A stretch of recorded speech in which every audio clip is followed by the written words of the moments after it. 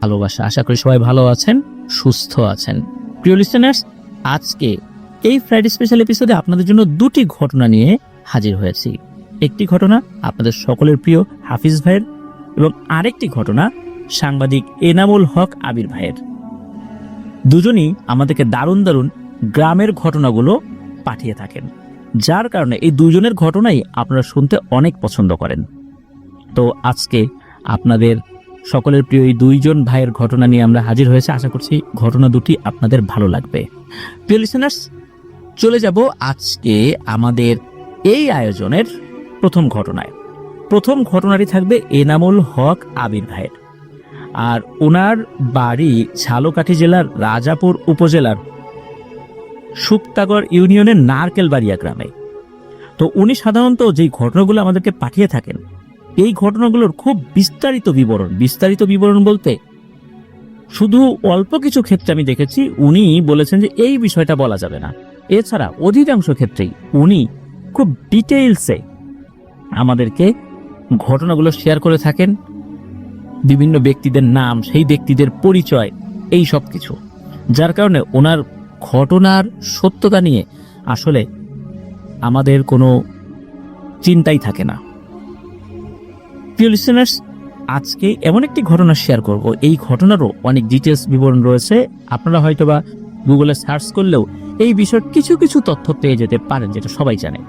আর যেই বিষয়টা কেউ জানে না, খুব অল্প লোক জানে, এই বিষয়টি মূলত আজকে ঘটনার মাধ্যম দিয়ে আপনারা ইনশাআল্লাহ জানতে পারবেন। হয়তোবা ওই এলাকারও অনেকেই জানতে পারবেন। চলুন মূল ঘটনাতে চলে যাই।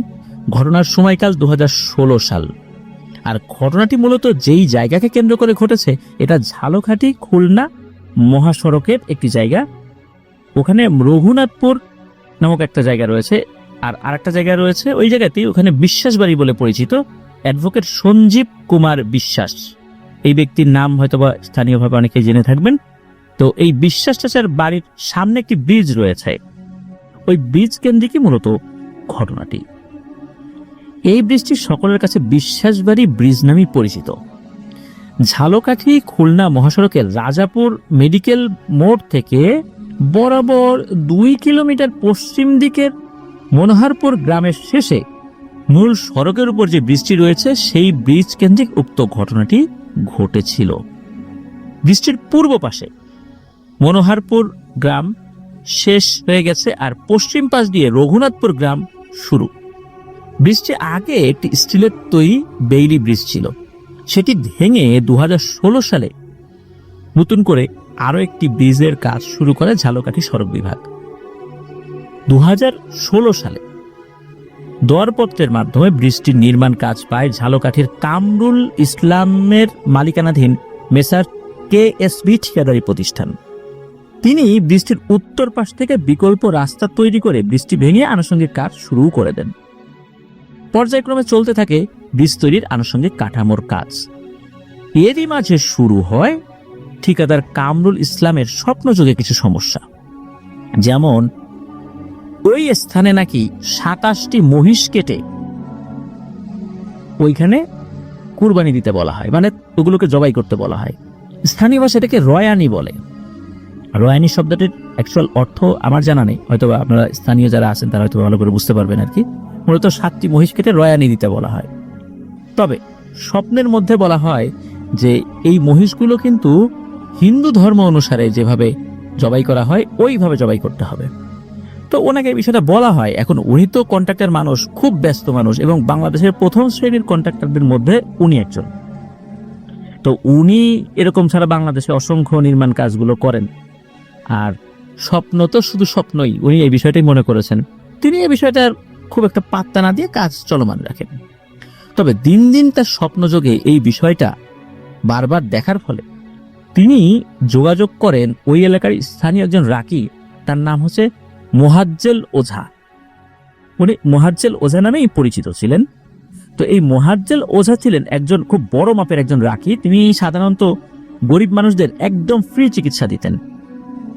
আর তিনি এই এনামুল হক আবির ভাইয়ের আম্মুর সহপাঠী ছিলেন, মানে ওনারা আবার একসাথে লেখাপড়া করেছিলেন, সেই সম্পর্কে মামা হতেন আর কি এই এনামুল হক আবির ভাইয়ের। এই ঠিকাদার কামরুল সাহেব, উনি তার সাথে যোগাযোগের পরে তিনি একদিন সময় নিয়ে যান তার কাছে, যে প্রথম দিকে যোগাযোগ করেন, পরে সময় নিয়ে গিয়েছিলেন। আর যখন এই বিষয়গুলো খুলে বলেন, তখন এই মোহাজ্জেল মামা উনি বলেন যে আমাকে একটু সময় দেন। হাই প্রিয় লিসেনার, কেমন আছেন? আশা করি ভালো আছেন। আজকের যে এপিসোডটি সেটি খুব ইন্টারেস্টিং, বিকজ বাছাইকৃত ঘটনাগুলো আমি এখানে শেয়ার করেছি। সবচেয়ে ভয়ানক ঘটনাগুলো হচ্ছে এগুলো, যেন আপনাদের শুনতে ভালো লাগে। তো আমরা বেশি কথা বলবো না, সেটা হচ্ছে আপনি চ্যানেলটি সাবস্ক্রাইব করে আপনার মতামত জানিয়ে দিতে কিন্তু ভুলবেন না, আর মাস্ট একটি লাইক করে দিবেন। তো চলুন আমরা মূল ঘটনায় ফিরে যাই। ধন্যবাদ। একদিন পরে আসে, তো মোহাজ্জেল মামাও কিন্তু উনি আরো তথ্য সংগ্রহ করেন ওনার যে পদ্ধতি, সেই পদ্ধতি অনুযায়ী। তো পরের দিন যখন এই কামরুল সাহেব গিয়েছেন, তো ওনাকে সাফ সাফ বলে দেন যে আমি আপনাকে এই বিষয়ে কোনো ধরনের সহযোগিতা করতে পারবো না। এর পেছনে কারণ হচ্ছে ওইখানে যে জিনেরা থাকে ওরা অত্যন্ত শক্তিধর, এবং এই জিনগুলো প্রত্যেকেই হিন্দু ধর্মের অনুসারী।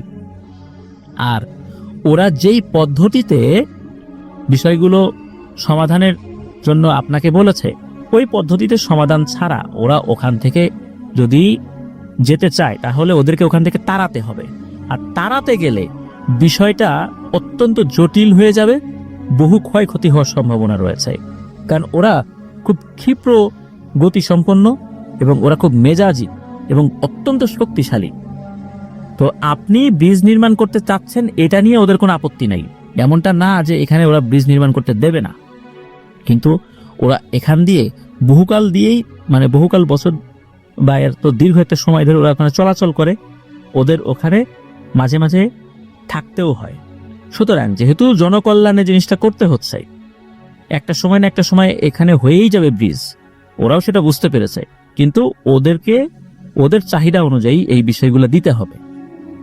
সুতরাং এখানে কোনো কিছু করার নাই, এখানে আসলে আপোষ মীমাংসার কোনো সুযোগ নেই। আর ওদেরকে কোনো কিছু যদি করার প্রয়োজনীয়তাই থাকতো তাহলে ওরা সরাসরি বলে দিত এখানে ব্রিজ নির্মাণ হবে না, তখন আমরা কোনো একটা পদক্ষেপ নিতে পারতাম। এখন আর একটা জটিলতা দেখা দিয়েছে, আপনার এক শ্রমিক একটা সাপের লেজ কেটে ফেলেছে ইচ্ছাকৃতভাবে, সম্পূর্ণ ইচ্ছাকৃতভাবে কাজটা করেছে।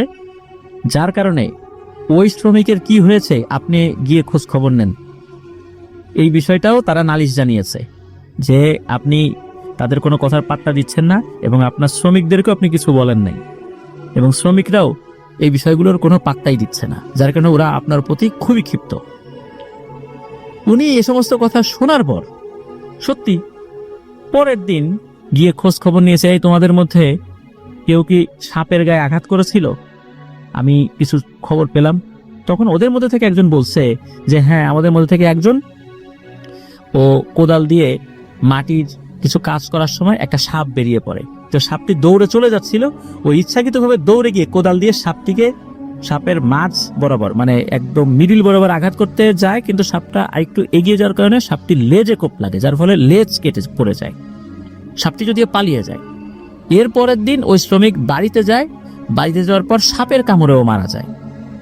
তো এখন যেহেতু অনেক শ্রমিকই সেখানে কাজ করত, যার কারণে দেখা গেল যে উনি কিন্তু কোন শ্রমিক এলো গেল, কারণ শ্রমিকদের মেইনটেইন করার জন্য কিন্তু আরেকজন লোক ছিল, যার কারণে উনি কিন্তু এই বিষয়গুলো, যেহেতু উনি মূল ঠিকাদার, উনি এই তথ্যগুলো যে জানবেন না এটাই স্বাভাবিক ছিল। তখন আবারও উনি এই মোহাজ্জেল মামার কাছে যান, মানে মোহাজ্জেল ওঝার কাছে যান, এবং ঠিকাদারের কি করণীয় এই বিষয়ে বলেন। ঠিকাদারকে বলেন যে আপনি এই স্থানীয় দুইজন পুরোহিত আছে, একজন নাম হলো দুলা ঠাকুর আর একজন নাম হলো হরি ঠাকুর, এই দুইজন পুরোহিতের কাছে যান, ওনারাও খুব ভালো মানুষ, আমার কথা গিয়ে বলবেন যে এই ব্যাপার আমি পাঠিয়েছি, ওনারা এই বিষয়টার খুব সুন্দর সমাধান করতে পারবেন এবং ওনাদের কথা ওরা শুনবে, যেহেতু ওই পুরোহিত দুইজনকে ওরা নাকি খুব সম্মান করে, যেহেতু ওই ধর্মাবলম্বী আর কি তারা। তো এই যে মোহাজ্জেল মামার মুখে এই কথা শুনে কামরুল ইসলাম যিনি ঠিকাদার, উনি খুব রাগান্বিত হন। বললেন যে আপনার কাছে আসলাম, কোনো সমাধান দিতে পারলেন, আপনি আবার আরেকজনকে দেখাই দিচ্ছেন। তো উনি একটু রাগ ঝাড়েন আর কি, ওই সময়ের মতো উনি চলে যান, এবং উনি পুরো বিষয়টাকে একটা ভারতাবাজি মনে করেছেন। কারণ ওনাকে তো সারা বাংলাদেশের বিভিন্ন জায়গায় কাজ করতে হয়, ওই এতদিন তো কোনো সমস্যা হয় নাই। আর এইখানেই সমস্যা হইল। উনি একটা পর্যায়ে হাসতে হাসতে ওখান থেকে বিদায় নেন, কোনো চিন্তা ভাবনা নিয়ে উনি আসলে বিদায় নেন নাই। এবং এটা উনি বলেছিলেন যে 2016 সালে এসে আপনি এই ধরনের ঘটনা আমাকে বলছেন, এটা মানুষ বিশ্বাস করবে? এটা তো কাকতালীয় ব্যাপার। একটা শ্রমিক সাপে কেটে মারা গেছে, তো এটা তো হইতেই পারে, সারা বাংলাদেশে অসংখ্য মানুষ সাপে কেটে মারা যাচ্ছে, তো এটার ব্যাখ্যা কি এরকম হতে পারে যে এটা জিনের হাতে তারা মারা যাচ্ছে? এই ধরনের কথাবার্তা বলে আসলে উনি চলে যান। ওই রাত্রে, রাত তখন অনেক, ওই ঠিকাদারের বাড়িতে এসে দুজন ব্যক্তি ডাকাডাকি করে। প্রথমে একজন ডাক দেয়, পরে একজন ডাক দেয়, কামরুল সাহেব, ও কামরুল সাহেব, এভাবে ডাকে। তো উনি স্বাভাবিক ডাক, মানে কোনো ভয়ঙ্কর কোনো ডাক না। তো উনি বাড়ি থেকে বের হয়ে এসেছেন, তো দেখেন চাদর দিয়ে মোড়ানো পুরো শরীর। নর্মালি তো আসলে যারা ঠিকাদারের কাজ করেন, অনেক চাঁদাবাজ বিভিন্ন ধরনের মানুষদেরকে তো তাদেরকে হ্যান্ডেল করতে হয়। তো উনি তো দেখে ভয় পেয়েছেন এই অর্থে যে হয়তোবা তাকে ক্ষতি করার জন্য দুজন লোক এসেছে, কিন্তু না, অল্প সময়ের মধ্যেই ওনার সেই ভুলটা কেটে যায়। উনি দেখেন এই চাদর মুড়ি দিয়ে যে দুজন ব্যক্তি এসেছেন, এরা নিজেদের শরীর থেকে চাদরটা খুলে ফেলল, এবং এতটা বিভৎস এবং ভয়ঙ্কর চেহারা, এটা দেখে কোনো মানুষের পক্ষে ঠিক থাকা সম্ভব নয়। ওনার পুরো শরীর কাঁপতে শুরু করে, পা কাঁপাকাঁপি শুরু করতে থাকে। আর তখন ওই দুইটি অবয়বের মধ্যে একটি অবয়ব খুব রাগান্বিত কণ্ঠে একরকমের গর্জন করে বলতে থাকে, এই কামরুল, তোকে অনেক সময় দেয়া হয়েছে, অনেকবার সুযোগ দিয়েছি, তোকে একজন ব্যক্তি ভালো একটা পরামর্শও দিয়েছে, আমরা দেখছিলাম তুই কি কাজ করিস, তুই ওইখানেও হাস্যরস করে ওখান থেকে চলে আসছিস, তুই কোনো পদক্ষেপ নিস নাই, তোকে আর আমরা কোনো সুযোগই দেব না। সুযোগ দিয়েছিলাম, যেহেতু তুই সেটা সদ্ব্যবহার করিস নাই, আমাদের জিনিস আমরাই ছিনাই নেব। এইটা বলার সাথে সাথে নাকি ওই অবয়ব দুটো অদৃশ্য হয়ে যায়। প্রিয় লিসেনার্স, খেয়াল করুন, ওরা কিন্তু 27টি মহিষ চেয়েছিল, 27টি, নাম্বারটা খেয়াল রাখবেন। তো ওই অবয়ব দুটো অদৃশ্য হয়ে যায়। ওই অবয়ব দুটোকে দেখে ওই ঠিকাদার এতটাই ভয় পেয়েছিলেন, কোনো মতে খালি রাতটা পার করার অপেক্ষায় ছিলেন। ফজরের আজানের পর পরেই উনি ছুটে গিয়েছিলেন সেই মোহাজ্জেল মামার কাছে। তার সাথে সব ঘটনা খুলে বলার পর এক পর্যায়ে ওই মোহাজ্জেল মামা বলেন যে ওই ব্রিজের যে দক্ষিণ পাশে সঞ্জীব বিশ্বাসের বাড়ি এবং মন্দির রয়েছে, ওরা ওখানে আসা যাওয়া করে, ওটা সহ পুরো এরিয়াই ওদের আস্তানা, খুব ভয়ঙ্কর এবং অত্যন্ত শক্তিশালী এরা। আপনি সহ আপনার লেবাররাও অত্যন্ত অবহেলা করেছেন, ওরা বারবার সতর্ক করার পরও আপনি ওদের কথার কর্ণপাত করেন নাই। এখন কি ঘটবে আমি জানি না, আমি এটার কোনো সমাধান দিতে পারবো না, এটা আমি আগের থেকেও আপনাদেরকে বলেছি। এখন কি করবেন না করবেন আপনি ব্যবস্থা নেন। এর মধ্যে কি হয়, ওই সরকারি বাজেট সংক্রান্ত আরো কিছু জটিলতায় ওনার কিছু বিল আটকে যায়। ওই বিল আটকে যাওয়ার কারণে ওই ব্রিজের নির্মাণ কাজ একটা সময় এসে কিছুদিনের জন্য বন্ধ হয়ে যায়। তো এরপরে কিন্তু বিষয়টা ওইখানে থেমে যেতে থাকে। ওই ঠিকাদার কামরুল সাহেব অন্য কোনো স্বপ্ন টপ্ন দেখেছিলেন কিনা এই বিষয়ে কোনো তথ্য পাওয়া যায় না। এরকম করে প্রায় 2 মাস নির্মাণ কাজ বন্ধ ছিল। আর ওই যে পাশের যে সাইড রাস্তাটা তৈরি করা হয়েছিল, ওখান দিয়ে খুলনার যে রূপসার বাস স্টপেজ, ওখান থেকে ধানসিঁড়ি নামে একটা পরিবহন আছে, ওই ধানসিঁড়ি পরিবহনের একটি বাস 30 জন যাত্রী নিয়ে বরিশালের উদ্দেশ্যে ছেড়ে আসে। এর মধ্যে 3 জন যাত্রী অবশ্য নেমে যায়, বাকিদের নিয়ে গাড়ি চলমান অবস্থায় ওই বিশ্বাসবাড়ি ব্রিজের সামনে এসে পড়ে।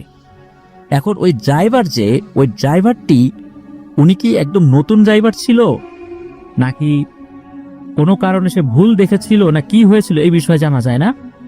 ওই ড্রাইভারটি কি করেছে, বিকল্প রাস্তা দিয়ে না ঢুকে, মানে ব্রিজ নির্মাণাধীন সময় কিন্তু আমরা দেখি যে বিকল্প একটা ব্রিজ পাশে থাকে এবং একটা ছোট্ট একটা বেইলি ব্রিজও করা থাকে কিছু কিছু জায়গায়, নাহলে মাটি ফেলে ওইখানে বাস বা অন্যান্য যানবাহন ওঠার জন্য একটা রাস্তা করা হয় আর কি।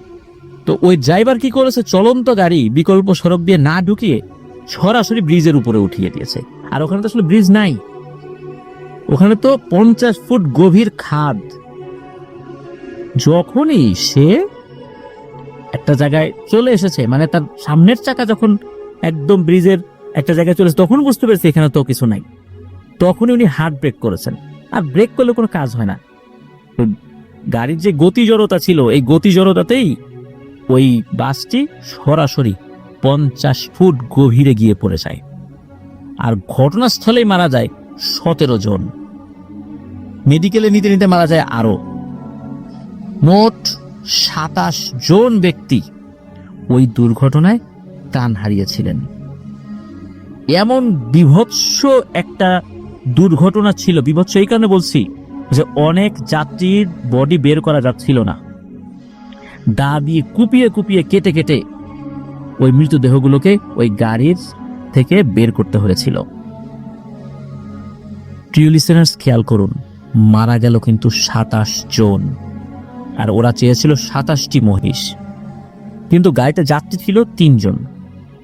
মাঝপথে যারা নেমে গিয়েছিলেন তারা ছিলেন 2 জন নববিবাহিত এক দম্পতি এবং আরেকজন ব্যক্তি। 27টা প্রাণ ওখানে চলে যায়। এরপর ওই ব্রিজের ওখানে কোনো ধরনের দুর্ঘটনা ঘটেছে এমন কোনো খবর এখন পর্যন্ত পাওয়া যায়নি। ওই এলাকার এ যাবৎকালে সবচাইতে ভয়াবহ এবং বিভৎস দুর্ঘটনা ওইটাই ছিল, যেখানে এত মানুষ মারা গিয়েছিল। এই ঘটনাস্থল এনামুল হক আবির ভাইদের বাড়ি থেকে বরাবর 1.5 কিলোমিটার পূর্বে অবস্থিত। আর ওনাদের অঞ্চলের মানুষ যদি থানা সদর কিংবা উপজেলা যেখানেই হোক না কেন যেতে হলে ওই ব্রিজ পার হতেই হয় ওনাদেরকে, এছাড়া বিকল্প কোনো পথ ওনাদের আসলে খোলা নাই। এই দুর্ঘটনার কথা এলাকার 100 জনের মধ্যে 100 জনই জানে, কিন্তু দুর্ঘটনা ঘটার আগে এই ঠিকাদারের সাথে কি কি ঘটেছিল তা কিন্তু খুব অল্প মানুষ জানে। মূলত এই ঠিকাদারের সাথে ঘটে যাওয়া ঘটনাটা এই মোহাজ্জেল মামার কাছ থেকেই শোনা গিয়েছিল এবং মানুষ আরো বিস্তারিতভাবে জানতে পেরেছিল 2018 সালের দিকে। উনি অসুস্থ ছিলেন, অসুস্থ হওয়ার আগে উনি এই ব্যাপারটা বেশ কিছু মানুষকে বলেছিলেন, যার কারণে কিছু কিছু মানুষ এই তথ্যটা জেনেছিলেন।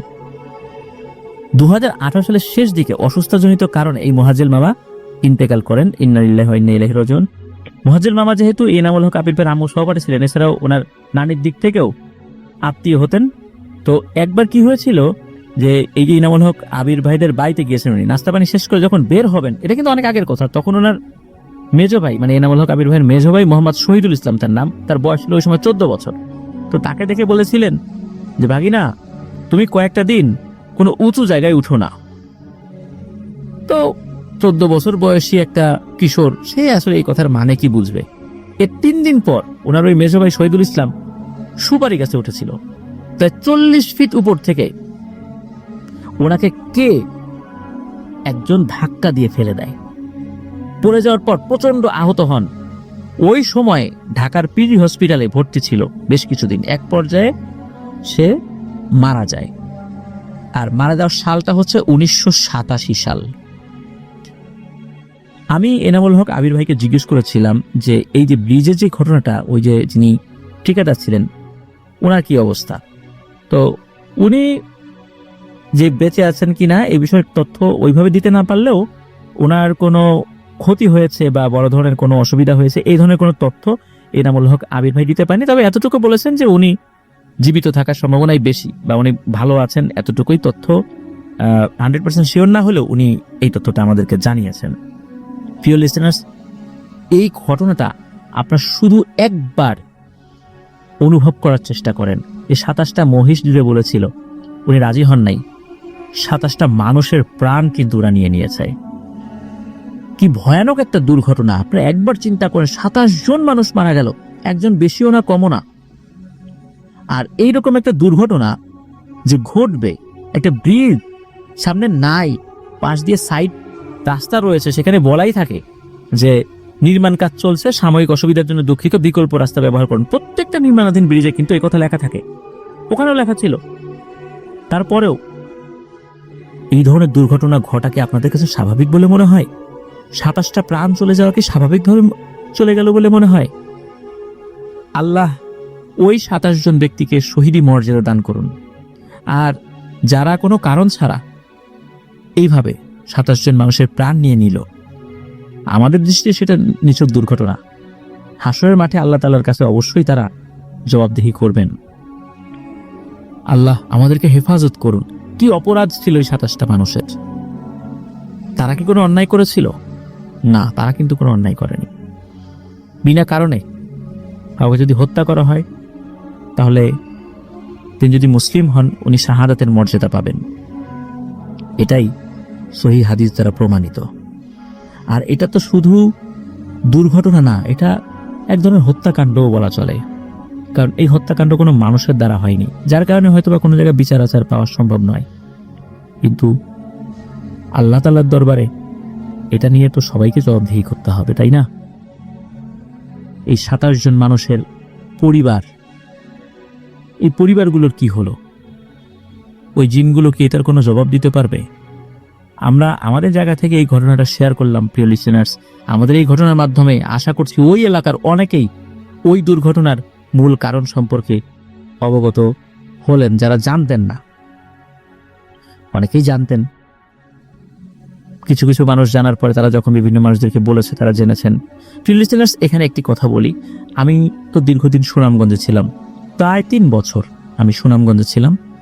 তো সুনামগঞ্জ থেকে একদিন আমি ঢাকার উদ্দেশ্যে আসছি শ্যামলী পরিবহনে একটি বাসে উঠে। বাসটা ছিল বৃহস্পতিবারের দিন সকাল 9:30টার দিকে, যতদূর মনে পড়ে, বা 10টার দিকে একটি বাস। তো আমি উঠেছি। ওঠার পর আমার পাশের সিটে একজন ভদ্রলোক বসেছেন, দাড়িওয়ালা একজন ভদ্রলোক। তো যাওয়ার পথে একটা সময় উনি ফোনে কথা বলছিলেন।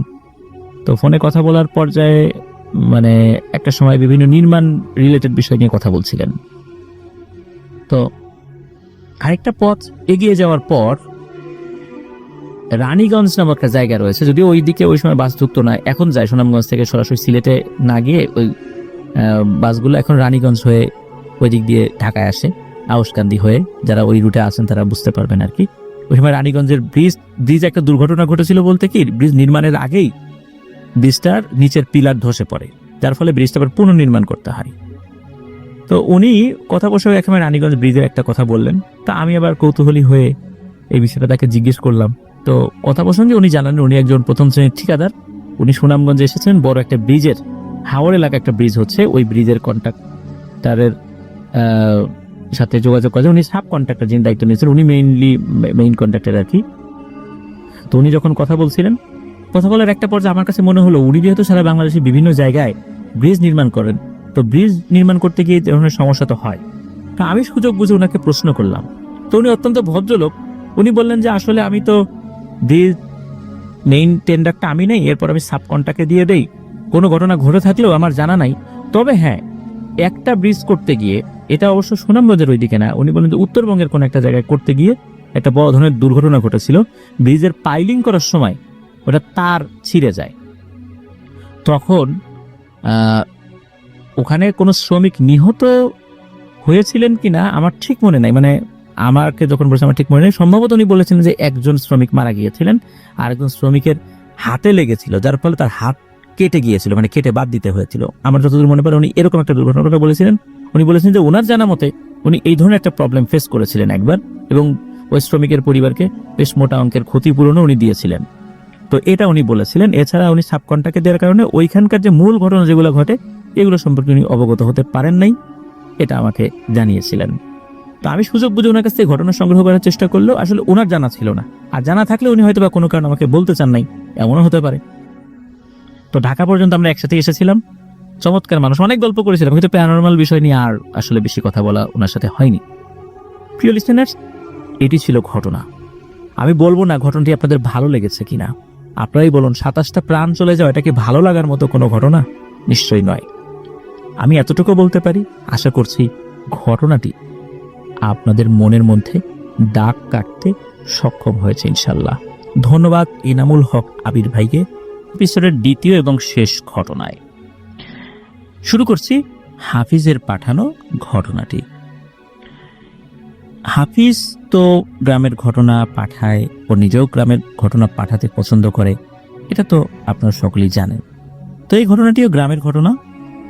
মূলত এটি চুয়াডাঙ্গা জেলারই একটি ঘটনা। হাফিজদের বাড়ি তো গাইডঘাট গ্রামে, কিন্তু যার ঘটনা সঙ্গত কারণে তার গ্রামের নামটি প্রকাশ করা যাচ্ছে না, ওনারা প্রকাশ করতে নিষেধ করেছেন। মূলত ঘটনাটি যার সাথে ঘটে বলতে এখনো ঘটার ঝুঁকিটা রয়েছে, তার নাম হচ্ছে আজাদ আলী। এবং আজাদ আলী হাফিজের খুবই পরিচিত এক ভাই আর কি, তাদের সাথে পারিবারিকভাবে সম্পর্ক খুব ভালো।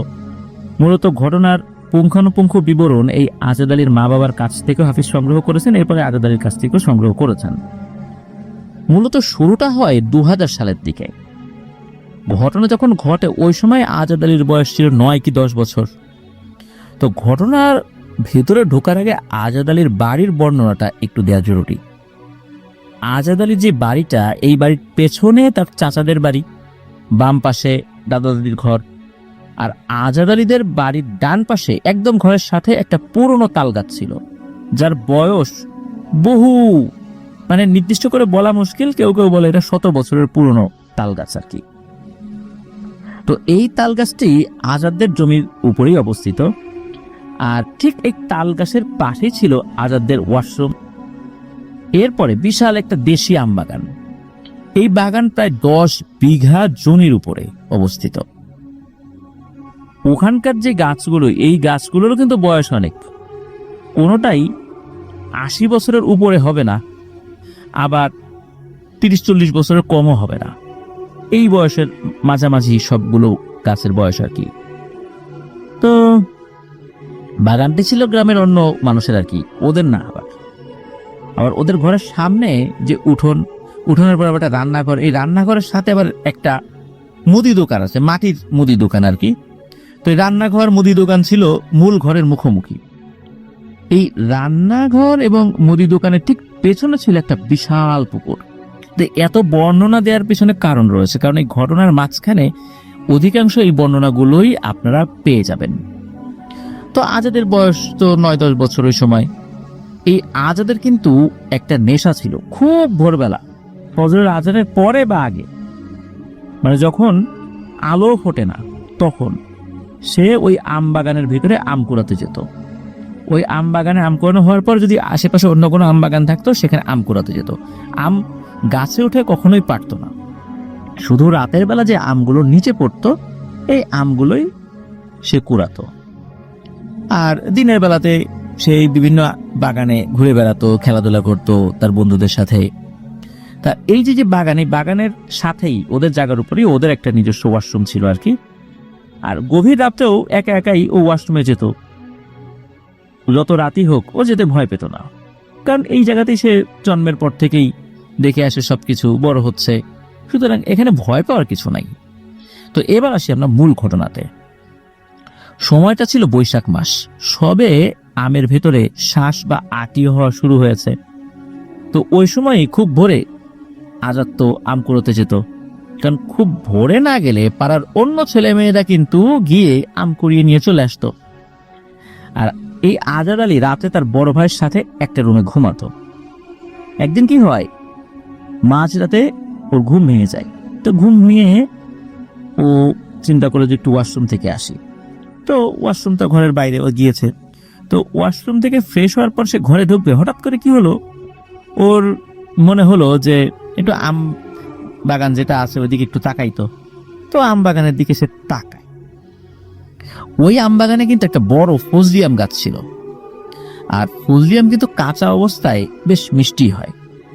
তো ওই আজাদ আলী দেখে ওই ফজলি আম গাছ থেকে মনে হলো আম পড়লো। আর আম পড়ার শব্দটা কিন্তু আজাদ আলী খুব ভালোই বুঝতে পারতো, ছোট আম পড়লে কেমন শব্দ হয়, বড় আম পড়লে কেমন শব্দ হয়, কারণ ওর তো আম কুড়ানো একটা নেশা। শব্দ পেলে দৌড়ে চলে যেত আম কুড়ানোর জন্য। এখন যেহেতু আম কুড়ানোর শব্দ সে, মানে আম পড়ার শব্দ সে পাচ্ছে, এখন আম কুড়ানো থেকে তার মনকে সে যে ফেরাবে এই অবস্থা তো তার ছিল না, যার যেটাতে নেশা আর কি। ও চিন্তা করে যাই দ্রুত বাগানের ভিতরে ঢুকে যাই। তখন রাত কয়টা বাজে এটা ওর খেয়াল নাই, তবে ওই সময় যে আজান দেয় নাই এটা সে নিশ্চিত, কারণ ওর তো গভীর রাত্রে ঘুম ভেঙে গিয়েছিল। তো আজাদ আলী কি করেছে, ওই ফজলিয়ামের দিকে গিয়েছে, বিশেষ করে ফজলিয়াম যেখানে পড়েছে ওই দিকে আর কি। তো ওই জায়গার কাছাকাছি যখন সে এসেছে দেখে যে একটা মেয়ে ওই ফজলিয়াম গাছের নিচে আম কুড়াচ্ছে। মেয়েটার শরীর থেকে এক ধরনের আলোর আভা বের হচ্ছিল এবং ওর শরীরে সবুজ রঙের একটা পোশাক পরা, চেহারাটা 8-10টা স্বাভাবিক মেয়ের মতোই, ওর বয়সী 9-10 বছর বয়স আর কি, খুব সুন্দর এরকম না, মানে স্বাভাবিকভাবে গ্রামের মেয়েরা বা ওই বয়সী মেয়েদের চেহারা স্বাভাবিকভাবে যেরকম থাকে আর কি, ওই রকম আর কি, মানে খুব সুন্দর, মানে দেখে ওর অদ্ভুত লেগেছে বিষয়টা এরকম। কিন্তু ওই মেয়েটার শরীর থেকে এক ধরনের অদ্ভুত যে আলো বের হচ্ছিল, ওই জিনিসটা ওকে খুব আকৃষ্ট করে, যে কি ব্যাপার, এইরকম আলো কেন বের হয় একজনের শরীর থেকে, এরকম কখনো হয় নাই। ও চিন্তা করলো যে এর কোন বাড়ির মেয়ে। তো আজাদ আলী, ও তো আসলে ওরকম পরিণত বয়স্ক ছিল না ওই সময়, 9-10 বছর বয়সে একটা ছেলে কতটুকু বা বুঝতে পারে। তো এটা যে প্যারানরমাল কোনো কিছু হতে পারে এই বিষয়টি ওর মাথায় ছিল না। ও আস্তে আস্তে ওই মেয়েটির কাছে যাচ্ছে, যে মেয়েটি কোন বাড়ির। তখন সে দেখে যে ওই মেয়েটির কাছে 5টা কালো কুকুর রয়েছে। কুকুরগুলো স্বাভাবিক আকৃতি থেকে একটু বড়, খুব যে বড় তা না। এই 5টি কালো কুকুর মনে হচ্ছে এই মেয়েটাকে পাহারা দিচ্ছে। তো আজাদ আলী যত এগিয়ে যায়, ওই 5টি কালো কুকুর তত পেছনে সরতে থাকে। আজাদ আলী যখন ওই মেয়েটার খুব কাছাকাছি যায়, তখন ওই কুকুরগুলো ওই বাগানের ভেতরে অন্যদিকে ঢুকে যায়, ওগুলার আশেপাশে থাকে না। তখন আজাদ আলী ওই মেয়েটাকে পেছন থেকে জিজ্ঞেস করে, এই কে রে তুই, কোন বাড়ির মেয়ে তুই, এত রাত্রে এখানে কি করিস, কোন পাড়ায় বাড়ি, তোকে তো আগে কখনো এদিকে দেখি নেই। তো আজাদ আলী এসব জিজ্ঞেস করলে ওই মেয়েটা কিন্তু কোনো কথা বলে না। আর আজাদ আলী পরবর্তীতে ওই মেয়েটার সামনের দিকে যায়, গিয়েও একই কথা জিজ্ঞেস করে। ওই মেয়েটার চেহারা দেখে অস্বাভাবিক কিছু মনে হয়নি, কিন্তু ওই মেয়েটা কোনো উত্তরই দেয় না। ওই মেয়েটি যেভাবে আম কুড়াচ্ছিল ওভাবেই আম সে কুড়াচ্ছে।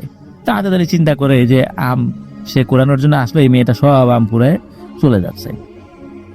আর আজাদ আলী আর একটা বিষয় খেয়াল করে, যে ওই মেয়েটা ঠিক আম কুড়াতে কুড়াতে যেই গাছের নিচে যায়, ওই গাছের উপর থেকে টপ টপ করে আম পড়ে। তো আজাদ আলী চিন্তা করলো যে এই মেয়েটা তো আমার কথার উত্তর দিচ্ছে না, তা আমিও আম কুড়াই। ওই যে আমগুলো পড়ছিল, আজাদ আলীও কিন্তু আম কুড়াচ্ছিল। এখন সমস্যা হলো, আজাদ আলী তো ঘুম থেকে উঠে ওয়াশরুমে গিয়েছিল, ওয়াশরুম থেকে সে ঘরে ঢোকে নাই। সে যদি ঘর থেকে সরাসরি আসতো তাহলে তো আম কুড়ানোর জন্য কোনো ব্যাগ ট্যাগ নিয়ে আসতো, ওর তো খালি হাত। এই জন্য আজাদ আলী কি করে, সে আম কুড়াচ্ছে এবং কোনো একটা জায়গায় রেখে দিচ্ছে। এভাবে বেশ কিছু আম সে পায়। এরপরে আজাদ আলী আর একটা ব্যাপার খেয়াল করে, ওই যে মেয়েটা আম কুড়োচ্ছে, ওর কাছে একটা ব্যাগ আছে, কিন্তু এই ব্যাগটা স্বাভাবিক ব্যাগের মতো না। যতটুকু দেখে তার কাছে মনে হচ্ছিল এটা একটা চামড়া জাতীয় কোনো কিছু দিয়ে তৈরি, ব্যাগটা খুব বড়ও না। আর ওই মেয়েটা কিন্তু অনেক আম ওই ব্যাগের মধ্যে ভরছে, তাতে কিন্তু অনেক আগে এই ব্যাগটি পূর্ণ হয়ে যাওয়ার কথা, কিন্তু আম রাখার পরেও ব্যাগটা কোনোভাবে পূর্ণ হচ্ছে না, মনে হচ্ছে ব্যাগের অনেকটাই খালি রয়েছে। তো আজাদ আলীও ওই মেয়ের সাথে আম কুড়াতে থাকে, একটা পাশে জমাচ্ছে। এক পর্যায়ে ওই মেয়েটি আজাদকে বলে ওঠে, আমার আম কুড়ানো শেষ, আমি চলে যাচ্ছি, আমি এখানে প্রতিদিনই আম কুড়াতে আসি। তো এই কথা বলে ওই যে কুকুরগুলো যেদিকে হারিয়ে গিয়েছিল, মেয়েটা ওই দিকে চলে যায়। তো আজাদও এই বিষয়টা নিয়ে আর খুব বেশি চিন্তা ভাবনা করে না। আজাদ আলী আবার বাড়িতে দৌড়ে যায়, দৌড়ে গিয়ে একটা ব্যাগ নিয়ে এসে ওই আমগুলো ব্যাগের মধ্যে ভরে বাড়িতে নিয়ে যায়। তো আজাদ আলী খেয়াল করে যে এই আমগুলো বেশ বড় বড়। অন্যদিন তো দেখা যাচ্ছে যে কোনো আম ছোট, কোনো আম পচা, কোনো আম একটু বড় বড় আম খুব কমই পাওয়া যায় আর কি। তো এবারে মনে হচ্ছে যে আমগুলো বেশ বড় তো অবশ্যই, এবং বোটাগুলো কাঁচা। এমন কাঁচা বোটার আম কিন্তু ঝড় ছাড়া খুব একটা পড়া দেখা যায় না। তো আজাদ আলী আমগুলো কুড়িয়ে নিয়ে বাড়িতে রেখে আবার তার ভাইয়ের সাথে গিয়ে ঘুমিয়ে পড়ে। সকালবেলা তার মায়ের ডাকে ঘুম ভাঙে। ওর মা জিজ্ঞেস করে, এই তুই এত বড় বড় আম পাইলি কোথায়, আমগুলো তো বেশ বড়। তখন আজাদ আলী বলে, আমি ভোরবেলা বাগান থেকে কুড়িয়ে নিয়ে আসছি। এখন আজাদ আলীর মা চিন্তা করলো যে বাগানটা তো আমাদের না, কিন্তু ও যে আমগুলো পেয়েছে, এই আমগুলো দেখে মনে হচ্ছে গাছ থেকে উঠে সে পেরেছে। আর এই আমগুলো যদি এখন মানুষজন দেখে, তাহলে তো নালিশ করবে যে এই আমগুলো আমরা পেরে আনছি গাছ থেকে, আর এটা তো খুব বড় ধরনের একটা অপরাধ। তো এই চিন্তা করে আজাদ আলীর মা, উনি আমগুলো আসলে সরিয়ে রেখেছে। আজাদ আলীকে উনি বারবার জিজ্ঞেস করেছে যে তুই আম গাছ থেকে উঠে পারিস নাই তো, চুরি করিস নাই তো? আজাদ আলী বলে, না না না, আমি চুরি করবো কেন, আমি গাছের নিচে পড়েছিল সেইগুলোই কুড়াইছি। তো যাই হোক, আজাদ আলীর মা ওই আমগুলো ঘরের একটা কোণে নিয়ে রেখে দেয়, যাতে করে আশেপাশের মানুষজন দেখলেও কোনো মন্তব্য করতে না পারে। কিন্তু আজাদ আলীর মায়ের মনে একটা সন্দেহ, কিন্তু প্যারানরমাল কোনো বিষয় সন্দেহ না থাকলেও মূলত ছেলের প্রতি সন্দেহ জাগে যে আজাদারি কোনো মিথ্যা কথা বলছে না তো আমার কাছে, কোনো বড় ধরনের আবার কোনো মানুষের নালিশের মুখে না পড়ি। তো এরপরে কিন্তু আজাদ আলী অনেকবার আম কুড়োতে গিয়েছে, কিন্তু ওই মেয়েটিকে আর কখনোই সে দেখেনি। তো আজাদ চিন্তা করে যে এই মেয়েটি হয়তো বা কারো বাড়িতে বেড়াতে এসেছিল, সে চলে গেছে, এই জন্য হয়তো বা দেখে নেই। তো এদিকে আস্তে আস্তে সময় গড়াতে থাকে, আম পাকার সময় চলে এসেছে, একটা দুটো করে আম পাকা শুরু করে দিয়েছে। পাড়ার অনেক ছেলেমেয়েরা কিন্তু খুব সকালবেলা আম কুড়োতে যেত, তাদের কেউ কেউ পাকা আম পেত। তো আজাদ ঘুমানোর আগেই ভেবে রেখেছে সে আজ ভোরে কিন্তু সবার আগে আম কুড়াতে যাবে, তাই ভেবে সে ঘুমাতে গিয়েছে। তো মাঝ রাতে আজাদের ঘুম ভাঙে, সে ভাবে হয়তো বা আজান দিয়ে দিয়েছে, তো ঘুম থেকে উঠে সে বাইরে যায়। এইবার সে দেখতে পায় সেই মেয়েটি সেই ধরনেরই পোশাক পরে ওই বাগানে ঠিক একইভাবে আম কুড়াচ্ছে, মানে দূর থেকে সে দেখেছে। ও তো বাজারে ব্যাগ নিয়ে বের হয়েছে যে ওর ভিতরে সে আম লাগবে। সে ওই আম গাছের নিচে যায়, তো গিয়ে দেখে ওই মেয়েটি অনেকগুলো আম বিভিন্ন গাছের গোড়ায় গুছিয়ে রেখেছে। তো আজাদ একটা জিনিস খেয়াল করে যে আম বাগানের ভেতর দিয়ে আসার সময় মনে হচ্ছিল যে ওই মেয়েটি ঠিক যেই গাছের নিচ দিয়ে যায় ওই গাছ থেকে আম পড়ে। এইটা কিভাবে সম্ভব? আম তো পড়ে থাকে, বা একটা দুটো কখনো কাকতালি হয়ে পড়তে পারে, কিন্তু ওই যেই গাছের নিচে যাবে সেই গাছ থেকে আম পড়বে, বিষয়টা অদ্ভুত, তাই না? আর ওই যে 5টি কুকুর, ওই কুকুরগুলো ওই জায়গাতেই কিন্তু রয়েছে। কুকুরগুলো ওই মেয়েটাকে মনে হচ্ছে পাহারা দিচ্ছে। আর ওই কুকুরগুলো আরো একটা জিনিস তারা মানে করছিল, সেটা হচ্ছে যে মাঝে মাঝেই গ্রামের দিকে ওই কুকুরগুলো খুব সতর্ক দৃষ্টি রাখছিল, মনে হচ্ছে ওরা দেখছে যে এদিকে কেউ আসে কিনা। তো এবার আজাদ ওই মেয়েটির কাছে আসে এবং এসে বলে যে, কিরে, তুই এতদিন পরে আম কুড়াতে আসলি? তখন ওই মেয়েটি বলে যে, কই এতদিন পরে, কই আমি তো মাঝে মাঝেই আসি, তোকে তো দেখি না। তখন আজাদ বলে, কই আমিও তো সবসময় আসি, তোকে তো দেখি না। আর তুই সেদিন তো আমার সাথে কথাই বললি না ভালো করে, আর আজকে দেখি ভালো করে কথা বলতেছিস। তখন ওই মেয়েটি বলে, আমার নাম শান্তা, আমি অনেক দূরে থাকি, এইখানে মাঝে মাঝে আসি, আর সাথে আমার 5 ভাইও আসে। তো আমি তো এসে তোর অপেক্ষায় থাকি, কিন্তু তুই তো আসিস না। তো আজাদ আবারও বলে, আরে কি বলিস আসিস না, আমি তো সবসময়ই আসি, প্রতিদিন আম কুড়ানো তো আমার নেশা, আসি না মানে। তো এই ধরনের কথা বলে আর কি। তখন ওই মেয়েটি বলে ওঠে যে, আমি যে আমগুলো কুড়িয়েছি এগুলো আমি আর নেব না, আজকে আমার আম লাগবে না, তুই আম নিয়ে যা। তো এই কথা শুনে আজাদের কাছে ভালো লাগে, আবার চিন্তা করে যে মেয়েটি এত কষ্ট করে আম কুড়োলো, আমি সব নিয়ে যাবো, বিষয়টা কেমন হয়। তখন ওই মেয়েটিকে বলে যে, আচ্ছা এক কাজ কর, আমি সব নেব না, আমি অর্ধেক নিচ্ছি, বাকি অর্ধেক তুই নে। তো এই কথা বলার পরে মেয়েটি রাজিও হয়, আর আমগুলো ওই ব্যাগের মধ্যে ওই অর্ধেকটাই ভরতে ভরতে হয় কি ব্যাগটা পূর্ণ হয়ে যায়। তখন আজাদ আবার ওই মেয়েটাকে বলে যে, তুই দাঁড়া, আমি আমগুলো বাড়িতে রেখে আসি দৌড় দিয়ে। তো আজাদ কি করেছে, দৌড় দিয়ে রাখতে গিয়েছে। তখন ওই মেয়েটি বলে, এই দাঁড়া আজাদ, শোন, আমি এখন চলে যাচ্ছি, আর আসবো না আপাতত, আমি তোর সাথে পরে আবার দেখা করব। তো আজাদ বলে, আচ্ছা ঠিক আছে, তুই যা। আজাদ কিন্তু বিষয়গুলো একদম স্বাভাবিকভাবে মনে করেছে। তো আজাদ আম রেখে আবারও এসে আবারও আম নিয়ে যায়। এরপরে সে রুমের মধ্যে আমগুলো রেখে ঘুমিয়ে যায়। পরের দিন ঘুম থেকে উঠে খাওয়া দাওয়া শেষ, আমের ব্যাগের কাছে যায়, গিয়ে তো সে অবাক হয়, আরে ব্যাগ আছে, আম কই? তার মাকে জিজ্ঞেস করে, এই আম কোথায় গেল? তার মা বলে, কই আমি তো আম টাম কিছু দেখি নাই। তখন আজাদ চিন্তা করে যে আমগুলো বড় ছিল, পাকাও ছিল, মনে হয় মা আমগুলো কারো কাছে বিক্রি করে দিয়েছে, আমি বললে রাগারাগি করবো, এই জন্য মনে হয় বলতে চাচ্ছে না। আজাদ তো আর কিছু বলে না তার মাকে। তো এভাবে কিন্তু ওই আমের সিজন চলে যায়, পরের সিজন আসে, আবারও আজাদ এভাবে আম কুড়ায়, কিন্তু ওই মেয়েটিকে সে আর কখনোই দেখছিল না। দীর্ঘ একটা সময় চলে যায়, ওই মেয়েটিকেও সে দেখেনি, ওই কুকুরটাকেও দেখেনি, না ওই আম বাগানে না অন্য কোনোখানে রাতের বেলা আসা যাওয়ার সময় কখনো সে দেখেনি। কিন্তু দীর্ঘ এই সময়ের মধ্যে সে কখনো না দেখলেও তার বয়স যখন 17 কি 18, মানে প্রায় 9 বছর হয়ে গিয়েছে, এমন একটা সময় এর মধ্যে সে দেখেনি। তো আজাদ একদিন গভীর রাত্রে ওয়াশরুমে যাওয়ার জন্য বাইরে বের হয়েছে, আর ওয়াশরুমটা কিন্তু ওই যে তাল গাছের পাশেই ছিল। ওয়াশরুমের সাথেই তো তাল গাছ, বা ওটার পাশে আবার আম বাগান, এগুলো তো শুরুতে আমরা বলেছি। তো আজাদ যখন ওয়াশরুমে যাচ্ছে তখন দেখে আম বাগানের ভেতর থেকে একটা বিশাল আকৃতির পাখির মতো কিছু একটা এসে তাল গাছের উপরে বসলো। অনেক সময় রাতের বেলা বড় আকারের পেঁচা আসে, তো মনে করছে এরকমই কিছু একটা। কিন্তু এরপরে সে দেখে ওই আম বাগানের ভেতর থেকে বেশ কিছু প্রাণী হবে, মনে হচ্ছে ভেঙে চুরে ওদের বাড়ির দিকে আসছে। ভালো করে খেয়াল করছে যে জিনিসটা কি আসে। আজাদ দেখে যে 5টি কালো কুকুর এইগুলো দৌড়ে আসছে। মূলত এইগুলো আসার ফলেই এক ধরনের ভয়ানক শব্দ হচ্ছিল। স্বাভাবিক কোনো কুকুর দৌড়ে আসলে এই ধরনের শব্দ হয় না, মানে ভেঙে চুরে আসতেছে এমন শব্দ হওয়ার কথা না। ওই কুকুরগুলো আজাদের বাড়ির উঠোনে এসে চুপচাপ দাঁড়িয়ে আছে। তো আজাদ এই বিষয়টা দেখার পর হঠাৎ করে দেখে যে তাল গাছ থেকে একটা পাখি মাটিতে নেমে এসে বসলো, আর আজাদের সামনে এসে ওই পাখিটা চুপ করে দাঁড়িয়ে থাকে। তাই এত বড় পাখি, এটা দেখে আজাদ কিছুটা ভয় পেতে থাকে। ওই পাখিটা তাকে আক্রমণ করে কিনা এই চিন্তা করতে মানে আজাদ করছে।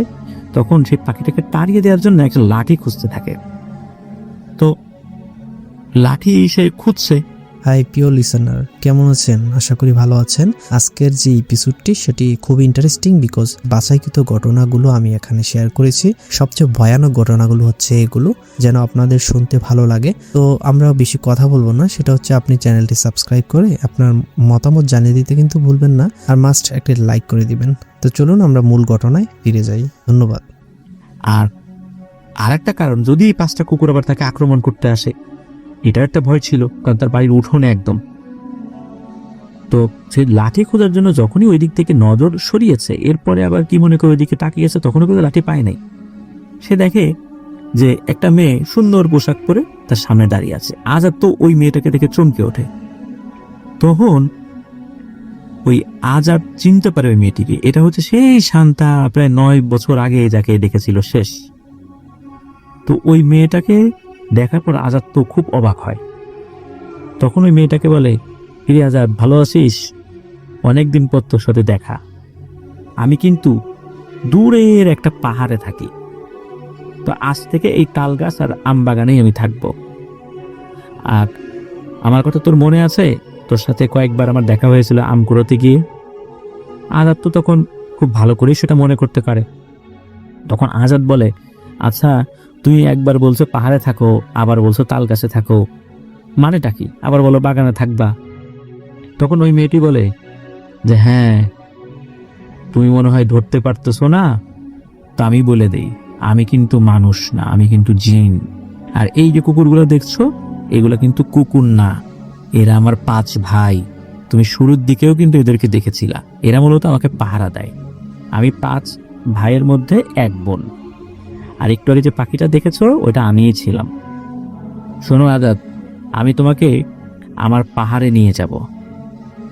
আজাদ যখন শুনেছে তাকে পাহাড়ে নিয়ে যাবে, তখন মনে হচ্ছে, আর এই ধরনের কথাবার্তা যখন শুনেছে যে তার চোখের সামনে কুকুরগুলো দাঁড়িয়েছে, এগুলো জিন, একটু আগে পাখি দেখেছিল, সেই পাখি এখন মানুষ হয়ে গেছে, সেই আবার বলছে যে আমি জিন, ও তো ভয়ে একদম পাথর হয়ে গেছে, মুখ দিয়ে কোনো শব্দ উচ্চারণ করতে পারছে না।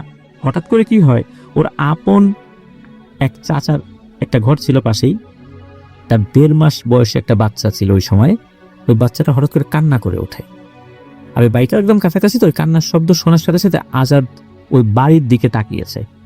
তাকানোর সাথে সাথে তার শক্তি ফেরত আসে, মানে তার যেই একটা মোহ সৃষ্টি হয়েছিল, সে নড়াচড়া করতে পারছিল না, একদম পাথর হয়ে গিয়েছিল ভয়ে। তখন তার শরীরের শক্তিটা আবার পুনরায় ফেরত আসে। তখন আবার সামনে তাকিয়ে দেখে ওই মেয়েটিও নাই, ওই কুকুরগুলোও নাই। আজাদ তো ভয়ে এক দৌড়ে রুমে গিয়ে শুয়ে পড়ে, ওই রাজ্জার কিছু বলে না। তবে আজাদ এই বিষয়টা কিন্তু গোপন করেনি। ও সকালবেলায় তার দাদাকে সবকিছু শেয়ার করে, আর শেয়ার করার পর তার দাদা এইসব শুনে বেশ কিছুটা চিন্তিত হয়ে যায়। কারণ উনি তো আগের মানুষ, এরকম ঘটনা যে ঘটতে পারে এগুলো কিন্তু উনি জানতেন। আর এই ঘটনা ঘটলে একটা মানুষের কি পরিণতি হতে পারে এটাও উনি জানতেন। উনি আগের মানুষ, অনেক কিছু বুঝতেন। উনি এতটুকু বুঝতে পেরেছিলেন যে এই জিনিসটা মোটেও ভালো কিছু না। জিনদের মধ্যে ভালো খারাপ আছে, কিন্তু এটা মোটেও ভালো কিছু না। তো আজাদের দাদা আজাদকে বলে, তোকে আজকে বিকালেই একজন কবিরাজের কাছে নিয়ে যাবো, আমার জরুরি কিছু কাজ আছে মাঠে, এগুলো সারতেই হবে, এখন যেতে পারতেছি না, তোকে নিয়ে যাব। তো বিকেল বেলায় আজাদ গ্রামের এক কবিরাজের কাছে যায় তার দাদার সাথে। তো ওই কবিরাজ যে খুব নাম করা কবিরাজ বিষয়টা এরকম না, মানে ছোটখাটো বিষয়ের সমাধান করতে পারে, আর রিজুয়াল বিষয়গুলো ছোটখাটো জিনে ভূতে ধরা আর কি, এইরকম আর কি। তো কবিরাজের কাছে আজাদ প্রথম থেকে সব ঘটনা খুলে বলে। তখন কবিরাজ ওই আজাদ এবং আজাদের দাদাকে বলে যে, মুরব্বী, আপনি তো ঠিকই ধরছেন, আমার কাছে মনে হচ্ছে আজাদ খুব খারাপ কিছুর নজরে পড়েছে, আর এই জিনিসটা বেশ শক্তিশালী। আমার জ্ঞান যতটুকু আছে আমি চেষ্টা করে দেখি, সমাধান হলেও হতে পারে, আর যদি না হয় আমার জানা আরো ভালো একজন আছে, তার কাছে আমি পাঠিয়ে দেবো আপনাদেরকে। তো কবিরাজ তার মতো করে কিছু রুকিয়া করে দেন এবং এটাও বলে দেন যে সে যেন দিনের বেলা চলাচলের ক্ষেত্রে সতর্ক থাকে, বিশেষ করে ওই বাগানে সে না যায়, আর রাতের বেলা কোনো কারণে যদি সে বের হয়, ওয়াশরুমে যাক আর বাইরে অন্য কোথাও যাক, অবশ্যই সাথে কেউ না কেউ যেন থাকে। তো আম বাগানে যাওয়ার ক্ষেত্রে খুব কড়াকড়ি কবিরাজ করে দেন আর কি, দিন হোক রাত হোক কোনোভাবেই না, প্রয়োজন হলে অন্য লোক যাবে তার পক্ষে, কিন্তু ও যেন না যায়। তো এরপরে 2টা দিন কোনো সমস্যা হয়নি। তৃতীয় দিন দুপুর বেলার ঘটনা, মানে একদম দিন দুপুরের ঘটনা। আজাদ ঘাস কাটার জন্য মাঠে যায়। ও তো আম বাগানে যায়, মাঠেই গেছে, এই জন্য পরিবার থেকে ওকে কিছু বলেও নেই। আর একটা ছেলে মানুষ, 17-18 বছর বয়সে একটা ছেলে, এ কতক্ষণ ঘরে থাকতে পারে, তাই না? তো ও ঘাস কাটার জন্য মাঠে গিয়েছে। ঘাস কাটতে কাটতে একটা পরে সে ক্লান্ত হয়ে যায় এবং পাশে থাকা একটা বড় বট গাছের নিচে বসে সে বিশ্রাম করবে, এই জন্য ওইদিকে হাঁটা শুরু করেছে। যখনই ওই বট গাছের কাছে গিয়েছে, তখনও কিন্তু গাছের নিচে সে বসে নেই। তখনই আজাদ দেখে বট গাছের উপর থেকে একটা সাপ নিচে নেমে আসছে। সাপটা বেশ বড় ছিল, কিন্তু খুব যে অস্বাভাবিক সাপের মতো আকার বিষয়টা এরকম না। তো আজাদের ভাষ্য মতে খুব দ্রুতই ওই সাপটি বট গাছ থেকে নিচে নেমে আসে এবং একটা দৃশ্যমান রূপে আজাদের সামনে দাঁড়িয়ে যায়। আজাদ দেখে খুবই কুৎসিত চেহারার একটা মেয়ে তার সামনে দাঁড়িয়ে আছে, আর এই মেয়েটার পাশে আর একটা সাপ দাঁড়িয়ে আছে, বেশ উঁচু, মানে ফনা এমন ভাবে তুলে আছে যে আজাদের বুক বরাবর উঠে গেছে, মানে এত উঁচু ফনা তুলে আছে। তখন ওই কুৎসিত চেহারার মেয়েটি বলে ওঠে, কিরে আজাদ, তুই সব কথা তোর দাদাকে বলে দিলি, কবিরাজকে বলে দিলি, আর তুই কি মনে করিস তোর ওই চুটকো কবিরাজ আমাকে আটকাতে পারবে? মনে রাখ, আমি কিন্তু 5 ভাইয়ের 1 বোন, আর আমরা খুবই ভয়ঙ্কর প্রজাতির জিন। তোকে আমি আমার পাহাড়ে নিয়ে যাবই, শুধু কিছু সময় অপেক্ষা কর, আমিও অপেক্ষায় আছি, সময় যখন হবে না তোকে আমি ঠিকই নিয়ে যাব। এই কথা শোনার সাথে সাথে আজাদ তো প্রচন্ড জোরে চিৎকার দিয়ে অজ্ঞান হয়ে যায়। ওদিকে কি হয়, এরপরে কিন্তু বেশ অনেকটা সময় পার হয়ে গেছে। 2জন ব্যক্তি আবার গরু নিয়ে ওদিক দিয়ে যাচ্ছিল। তো আজাদকে পড়ে থাকতে দেখে, আজাদকে চিন্তা দূর থেকে দেখেছে এটা আজাদ। তো একজন বলে যে, এই তুই তাড়াতাড়ি গিয়ে খবর দে, আমি আজাদের কাছে যাই। তো সে আবার আজাদের কাছে যায়। আরেকজন তো বাড়িতে খবর দিয়েছে, বাড়ির লোকজনও চলে এসেছে ওইখানেই। তো ওইখানেই তার শরীর এবং মাথায় পানি ঢেলে তার জ্ঞান ফেরানো হয়। জ্ঞান ফেরানোর পর তাকে বাসায় নিয়ে যাওয়া হয়। সবচাইতে অদ্ভুত ব্যাপার হচ্ছে, এই যে 2 ব্যক্তি ওনারা আজাদ থেকে দূর থেকে পড়ে থাকতে দেখেছিল, ওনারাও নাকি আজাদের পাশে একটা সাপ দেখেছিল, যে সাপটা ফনা তুলে বসে আছে। কিন্তু তারা যখন আজাদের কাছাকাছি গিয়েছিল, তখন তারা আর ওই সাপটিকে দেখতে পায়নি। হতে পারে যে ওই সাপটি অস্বাভাবিক কিছু ছিল, আবার হতে পারে ওটা সত্যি কোনো সাপ ছিল, এমনিতেই ওখানে এসেছিল। এই বিষয়ে নির্দিষ্ট করে কিছু বলা যায় না। তবে আজাদের জ্ঞান ফেরার সাথে সাথে আজাদ উল্টোপাল্টা কথা বলছিল, যেমন না না না, আমি তোর সাথে যাব না, আমাকে মেরে ফেলিস না। এইভাবে বেশ কিছুক্ষণ বলার পর আস্তে আস্তে ও একটু স্বাভাবিক হয়। তখন বুঝতে পারে ওর আশেপাশে যে মানুষগুলো আছে, এগুলো অস্বাভাবিক কিছু না, ওরই আত্মীয় স্বজন, ওরই পরিচিত জন সবাই। তো আজাদের পরিবারের লোকজন আজাদকে বাড়িতে নিয়ে আসে। এর মধ্যে আজাদের দাদা সেই কবিরাজকে আবারও ডেকে নিয়ে আসে। তো কবিরাজ আজাদের কথা শুনে বলে যে, আমি ধারণা করেছিলাম যে ওরা যতটুকু শক্তিশালী, কিন্তু মনে হচ্ছে ওরা আমার ধারণা থেকেও শক্তিশালী। আমার দেয়া কোনো তদবিরে ওদের উপর খুব বেশি প্রভাব পড়বে না। মানে ক্ষণিকের জন্য প্রভাব পড়তে পারে। এখন আমি যেই বড় কবিরাজের কথা জানি, আমি তার ঠিকানা দিচ্ছি, আপনার দ্রুত তার কাছে নিয়ে যান। এই বলে কবিরাজ তার মধ্যে করে কিছু রিচুয়াল করে দেন, কিছু রুকিয়া করে দেন। তো সেই বড় কবিরাজের ঠিকানা আজাদের পরিবার যখন পায়, তখন ওনারা সেখানে যাওয়ার প্রস্তুতি নেন। এর মধ্যে আজাদের দাদা স্থানীয় মসজিদের এক হুজুরের কাছে নিয়ে গিয়েছেন। তো হুজুর পানি পরে দেন, আর আজাদের শরীরটা উনি বন্ধ করে দিয়েছেন। তো হুজুর ওই সময় মতো অতটুকু করেই ওনাদেরকে বিদায় দিয়েছেন, এবং হুজুর বলেন যে আগামীকাল আসরের নামাজ পড়ে আপনাদের বাড়িতে আমি যাব, কারণ সবকিছু আসলে এখানে বসে করা সম্ভব না, আমি ওখানে যাওয়ার পর বুঝতে পারবো। তো আজাদকে উনি এটাও বলে দেন যে রাতের বেলা তুমি কখনো একা বের হবে না। ওই একই কথা, রাতের বেলা কি করতো, আজাদ ও দাদার সাথে ঘুমাতো। তো দাদা তো খুব সতর্ক থাকতেন আজাদের বিষয় নিয়ে। ওর ভাইয়ের সাথে ঘুমালেও ভাই তো ঘুমিয়ে যেত, সারাদিন কাজ করতো। আজাদের দাদাও কাজ করতো, কিন্তু উনি আজাদের বিষয়ে খুবই সতর্ক দৃষ্টিভঙ্গি রাখতেন, যাতে করে নতুন করে কোনো সমস্যা না হয়। এই জন্য আজাদ ওর দাদার সাথে ঘুমাতো। তো ওই রাত্রে একটা ঘটনা ঘটে, সেটা হলো রাত আনুমানিক 2টো কি 2:30টা। আজাদের দাদা একটা অদ্ভুত শব্দ শুনতে পায়। এই শব্দটা কোথা থেকে আসছে এটা উনি ঘরের ভেতর থেকে কিছুটা পর্যবেক্ষণ করছেন। উনি বুঝতে পারেন শব্দটা ওই আম বাগানের পাশ দিয়ে আসছে। তো আজাদের দাদা কি করছেন, আস্তে আস্তে জানালার পাশে গিয়ে দাঁড়ান, এবং জানালার একটু ফাঁকা একটা জায়গা ছিল, ওই ফাঁকা দিয়ে আম বাগানের দিকে দেখার চেষ্টা করছেন। ওনার ঘুমটা দিয়ে ওই আম বাগানটা দেখা যেত আবার। তো উনি দেখেন 5 জোড়া লাল বর্ণের চোখ আম বাগানের একটা পাশ থেকে এসে বাড়ির চতুর্দিকে চক্কর দিচ্ছে, কিন্তু শুধু চোখই দেখা যাচ্ছে, কোনো কিছুর বডি দেখা যাচ্ছে না।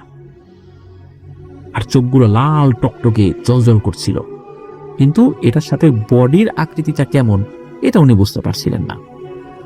এভাবে বেশ খানিকক্ষণ শূন্যের উপর ওই চোখগুলো ঘোরাঘুরি করে আবার কিছু সময় পর ওই বাগানের দিকে চলে গেল। উনি তো এগুলো দেখে দোয়া দরুদ পড়তে শুরু করেন। ওই রাতের বেলা আজাদের দাদার ঘুমান নাই, আজাদের পাশে বসে দোয়া দরুদ পড়ছিলেন, তসবিহ পড়ছিলেন। ফজরের নামাজের পরে উনি ঘুমিয়েছিলেন। তো ফজরের নামাজের পরে কোনো সমস্যা তো হওয়ার কথা না, যেহেতু সকাল হয়ে গেছে। তো পরদিন সকালবেলা আজাদের কিন্তু জ্বর এসেছে, অথচ রাতের বেলা কিন্তু আজাদ যে কোনো কিছু দেখে ভয় পেয়েছে বিষয়টা এরকম না, কিন্তু আজাদের সকাল থেকে খুবই জ্বর।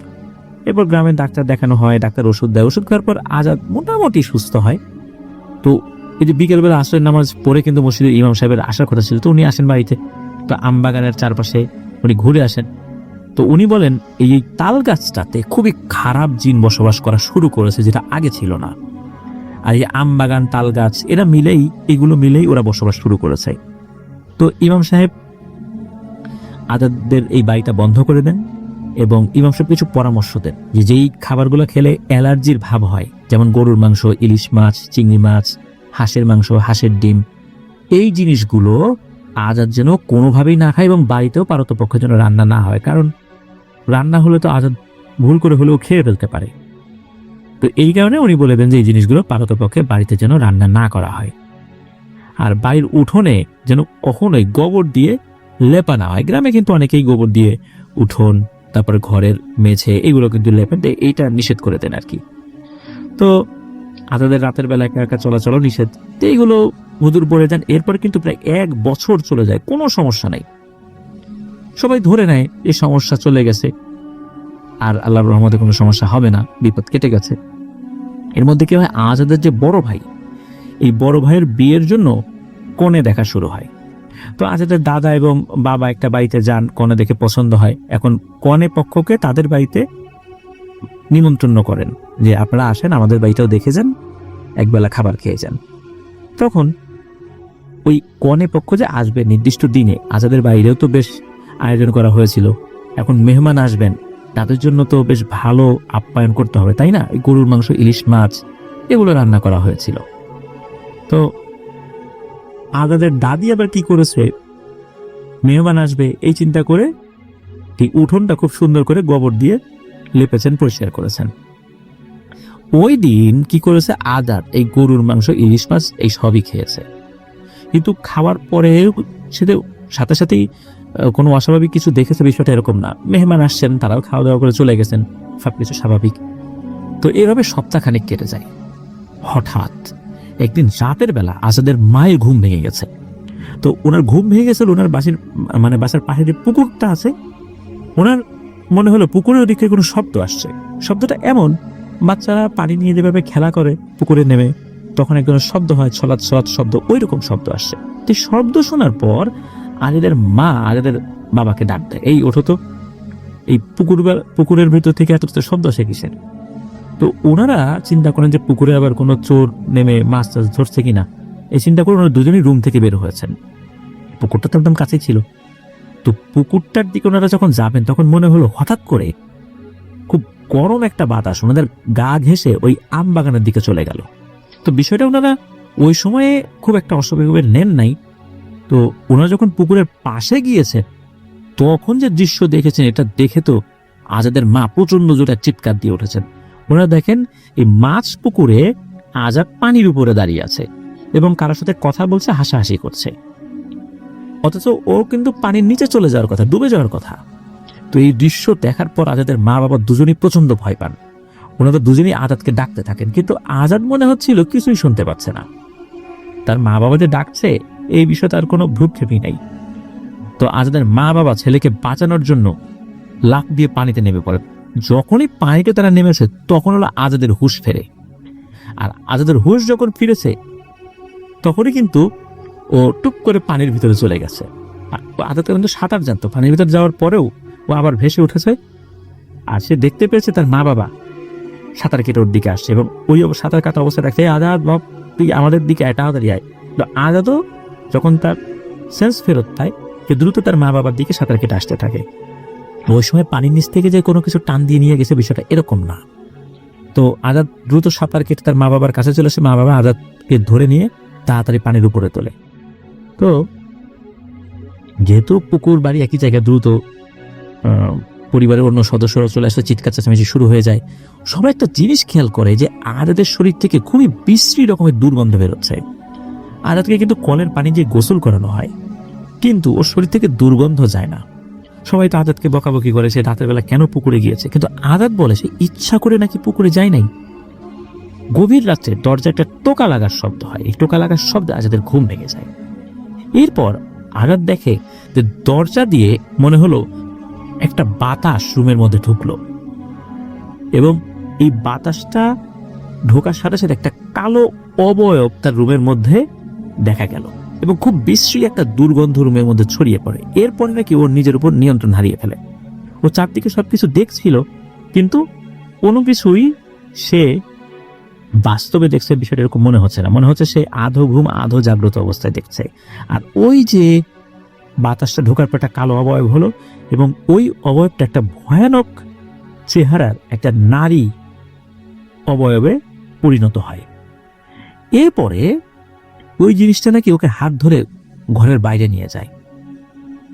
ঘরের বাইরে যাওয়ার পর আজাদ দেখে উঠোনের উপর 5টা কালো কুকুর দাঁড়িয়ে আছে এবং খুব রাগান্বিত দৃষ্টিতে আজাদের দিকে তাকিয়ে আছে। আজাদ কিন্তু ওই অবস্থায় অন্যান্য ঘরের দিকে তাকাচ্ছে, কিন্তু সে যে কাউকে ডাকবে এমন সেন্স তার ছিল না।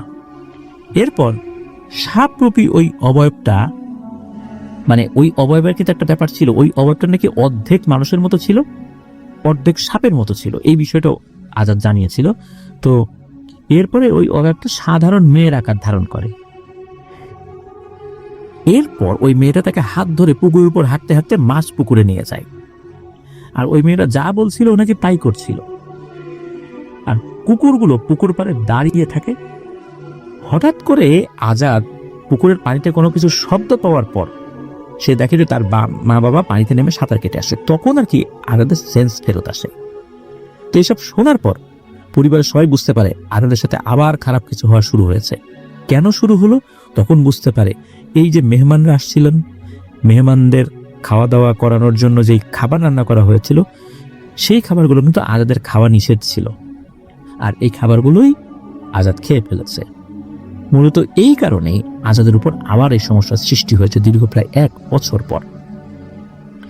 এর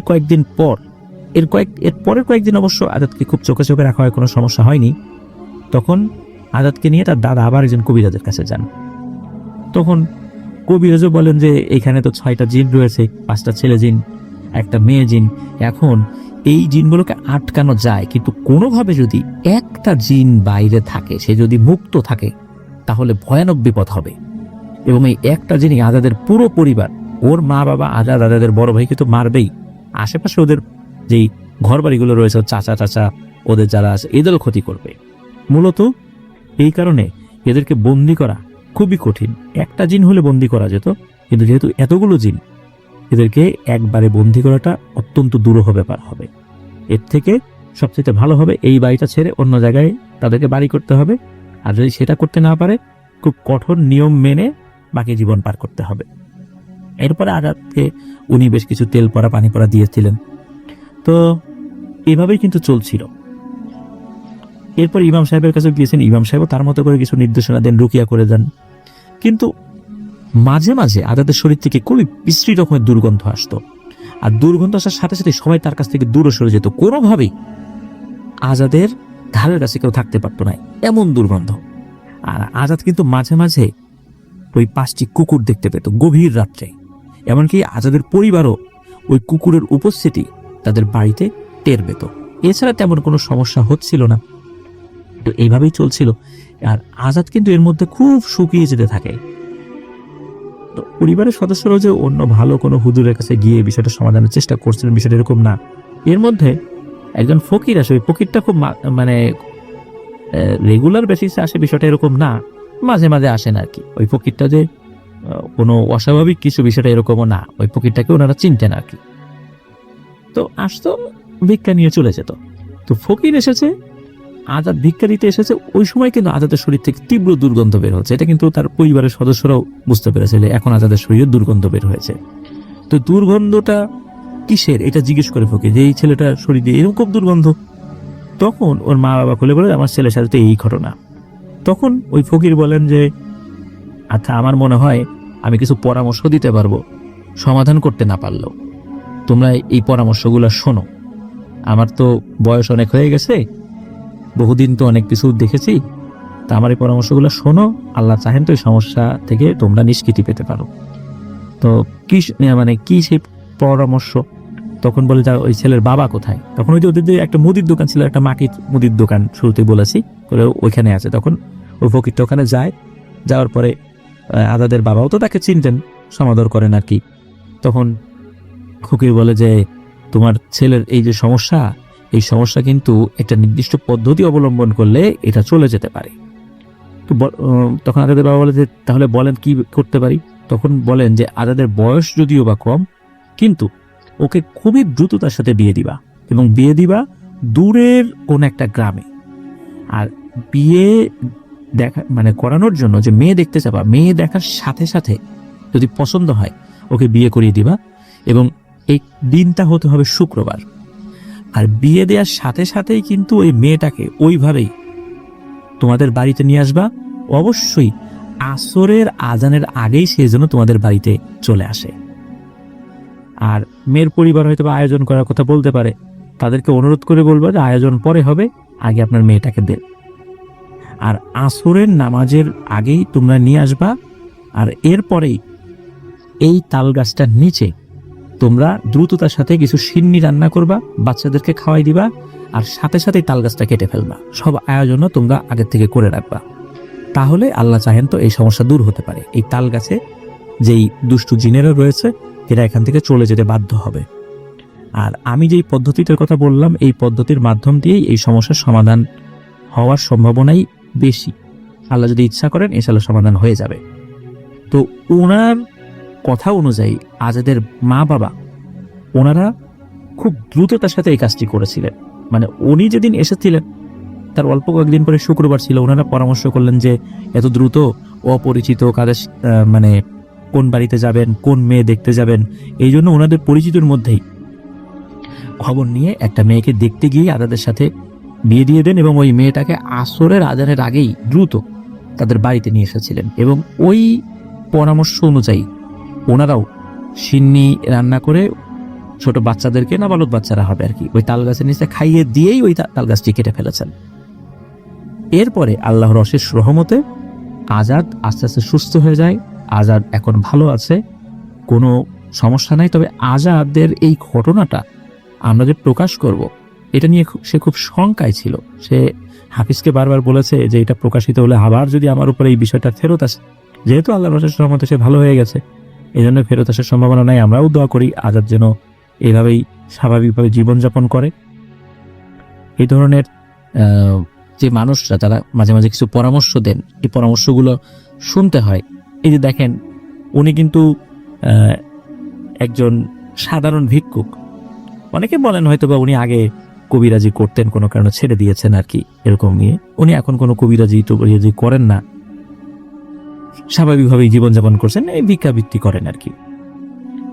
তো এভাবেই কিন্তু ওনার পরামর্শে এই সমস্যার সমাধান হয়েছিল আলহামদুলিল্লাহ। তো এটাই ছিল ঘটনা।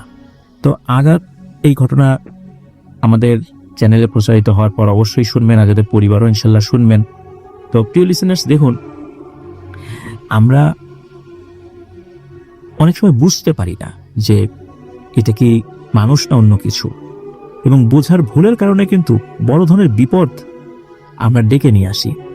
তো এই বিপদ আমরা কিন্তু অনিচ্ছা সত্ত্বেই ডেকে নিয়ে আসি। আল্লাহ সুবহানাহু ওয়া তাআলা ছাড়া এই ধরনের বিপদ আপদ থেকে কেউ আমাদেরকে রক্ষা করতে পারে না। এই জন্য আল্লাহ তাআলার কাছে সবসময় দোয়া করতে হয়, আল্লাহ আপনি আমাদেরকে হঠাৎ বিপদ থেকে হেফাজত করুন। হঠাৎ বিপদ বিভিন্ন ধরনের বিপদ হয়, এই হঠাৎ বিপদ থেকে আল্লাহ তাআলার কাছে পানা চাইতে হবে। আর দুষ্টু জিন এগুলোর থেকেও আল্লাহ তাআলার কাছে পানা চাইতে হবে।